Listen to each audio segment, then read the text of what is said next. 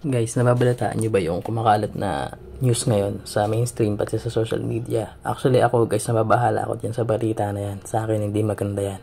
Na dumadami raw yung bilang ng mga bata, estudyante o ng mga tao na mal-edukado, na galing eskwelahan. Imagine niyo guys ha, okay lang sana kung di talaga nag-aaral eh. Pumasa ng elementary, pumasa ng high school, nakarating ng college, tapos illiterate. Paano nangyari yun? Ba't tinahayaan ng Department of Education na ganun? Noong time namin, may mga kabatch kami, tumatagal talaga sa elementary, hindi pinapasa ng mga teacher namin. Hanggang sa unti-unting natututo.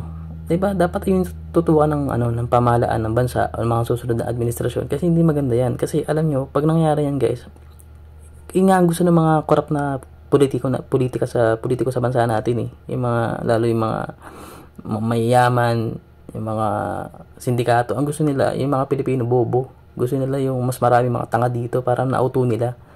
Kasi pag maraming mga tanga dito, maraming mga timatimawa, maraming hihingi-hingi, di ba? Bida sila yung superhero, di ba? Bumukha tayong mga kawawa, yung mga Pilipino, asa sa kanila. Mayor, congressman, tulungan nyo kami, ayuda.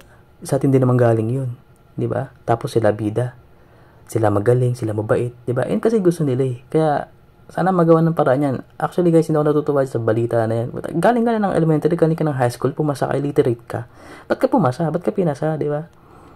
Tapos, magtatrabaho yan, makikipagsabayan yan sa reality. Kawawa din naman.